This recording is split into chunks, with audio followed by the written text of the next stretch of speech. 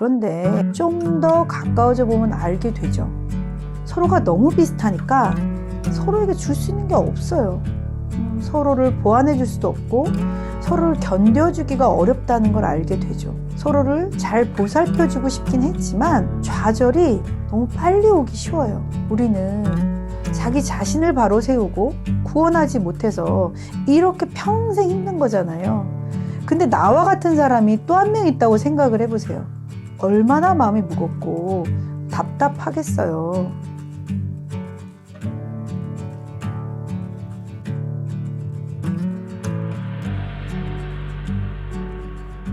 안녕하십니까. 상담심리 전문가 앤드쌤입니다.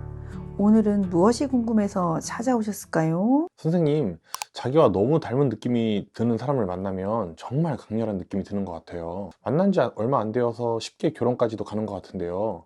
이런 고민을 하는 분들께 조언을 줄 수 있을까요? 그러니까 누군가를 보고 나하고 닮았다는 느낌을 받는 경우가 정말 강렬한 것 같은데요. 나하고 너무 닮았다는 느낌이 이렇게 막 강렬하게 오는 거는 겉으로 보여지는 외모 이런 것보다는 어떤 취미나 가치관이나 성향 같은 내적인 친밀감을 강하게 느끼는 상태인 건데요.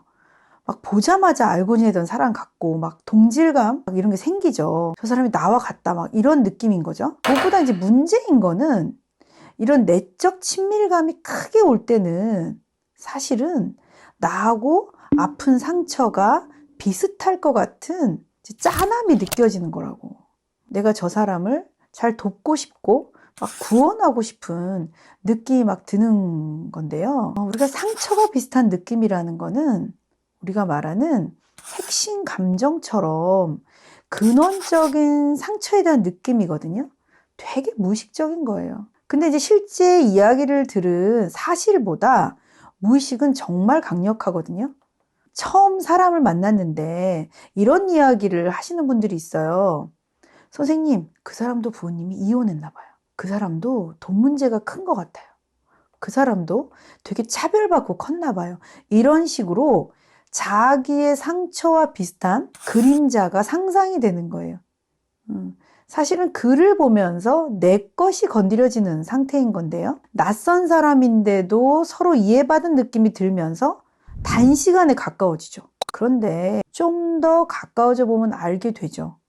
서로가 너무 비슷하니까 서로에게 줄 수 있는 게 없어요.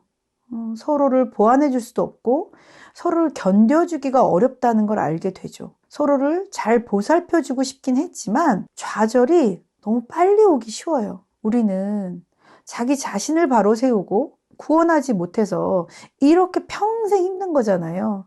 근데 나와 같은 사람이 또 한 명 있다고 생각을 해보세요. 얼마나 마음이 무겁고 답답하겠어요. 피디님도 혹시 나와 같다는 느낌에 끌려서 단시간에 사람을 사귄 적이 있나요? 제가 20대 초반에 배우자 기도를 하면서 연애를 꿈꾸던 시기가 있었어요. 소개팅에서 만난 여성분이 배우자 기도를 하고 있다고 하시길래 이 사람도 신앙이 깊은 사람이구나 싶어서 그 순간 마음이 확 끌려서 사귀었던 적이 있었어요. 잘 됐나요? 아니요, 너무 어색하고 서로에 대해서 잘 몰라가지고 사귄 지 하루 만에 이별을 통보받았었습니다. 하루 만에. 예. 슬픈 이야기네요. 그럼 선생님, 자신하고 닮지 않은 완전히 다른 사람하고 만나야 할까요?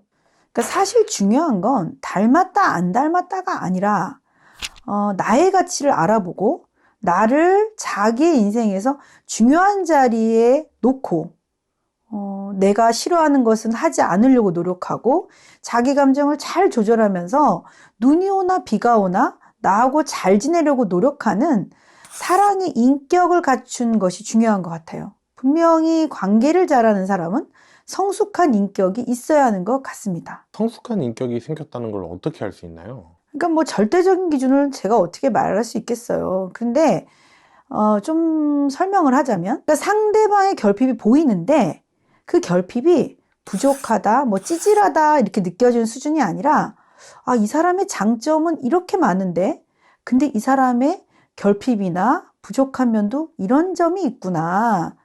내가 돌봐주고 싶다. 내가 좀 더 좋은 사람이 되어서 저 사람을 행복하게 해주고 싶다는 그런 짠함이 생길 때 그리고 내가 이렇게 결심한 것을 매일 지키려고 노력하는 것, 그런 게 사랑의 인격이 아닐까 싶어요. 이 짠함은 상대방을 깊이 알게 되고 이해하게 돼서 생겨난 짠함이죠. 아까 처음에 말한 누군가를 보자마자 느껴진 짠함은 사실 그를 알게 된 게 아니라 그를 보고 내 마음에서 일어난 나의 짠함이죠. 그거하고는 지금 다른 건데요.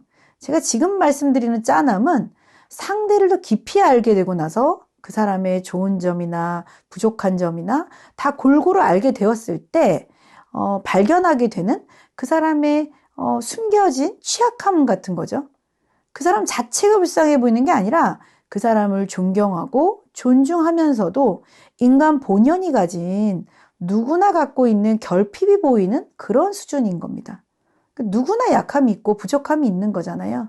근데 이제 그 숨겨진 그 부분이 나에게 보여진 이제 상태인 거죠. 피디님도 결혼을 했으니까 이런 수준의 짠함을 느끼지 않으시나요? 네, 저는 가끔씩 아내가 투정을 부리고 잔소리를 할 때가 있는데 사랑이 깊어지니까 아, 이 사람이 지금 불안하구나. 내가 어떻게 불안을 해소해 줄 수 있을까라는 생각을 하게 되더라고요. 그럼 선생님, 나의 짠함인지 상대방의 짠함인지 헷갈릴 때는 어떻게 해야 되나요? 나의 짠함인 거는 내가 나를 잘 알아야 이해할 거거든요. 나는 이런 취약함이 있다. 이런 걸 잘 알면 상대방에게서 나의 짠함을 느끼는 위험을 갖고 오진 않을 것 같아. 왜냐면 나는 이미 그게 꽉 차 있는 사람인 걸 알고 사니까 어디서나 잘 느끼기 쉬운 거잖아요. 나는 그런 사람인 거예요. 근데 상대방의 짠함을 알고 이해하게 됐다는 수준은 상대를 진짜 요목조목 골고루 알게 되었을 때인 것 같아요. 예를 들면 이 사람 되게 유능한 사람이야. 되게 열심히 살아. 근데 이렇게만 본 게 아니라 근데 이렇게 남들보다 몇 사람의 역할을 하느라 이 사람은 얼마나 버거울까? 이런 게 그의 짠함이죠. 누구누구 씨는 늘 이렇게 잠도 안 자고 열심히 살고 그러면 인생 버겁지 않아요? 뭐 때문에 이렇게 열심히 살아요? 이렇게 또 물어보고 나는 이러이러한 이유로 열심히 살아요. 이런 걸 들었을 때 존경스럽기도 하고 그런데 좀 벅차겠다 이 사람. 이런 마음이 드는 정도가 상대의 짠함인 것 같아요. 근데 한 사람 자체가 짠하게 느껴지는 거. 그 사람 생각하면 마음이 무겁고 막 뭐 어떻게 도와주고 싶고 어느 순간은 만나는 자체가 마음이 무겁고 막 그렇다는 건 내게 건드려진 거예요. 그걸 구분하지 않으면 나에게 느껴진 내 거 같은 짠함은 굉장히 강력하기 때문에 그를 구원해주고 싶거든요. 우리가 그럴 때 쉽게 사귀고 쉽게 결혼을 결정하는 것 같아요. 결혼 잘못한 것 같아요. 제가 구원할 줄 알았는데 저 구원 못할 것 같아요. 이런 얘기 하거든요. 우리가 어떻게 누구를 구원해요? 되게 어려운 거예요. 이번 생에는 내가 내 부모에게 받은 영향을 뛰어넘고 내가 가장 자유롭고 가장 나답게 살아내는 것, 그거 하나 하면 성공이에요. 근데 그게 되게 어려운 거예요. 전부를 구원하는 게 아니라 저 사람에게 숨겨진 몇 가지를 내가 보듬어주고 싶은 사람, 그런 사람을 만났을 때 중요한 관계를 결정하시면 좋겠습니다.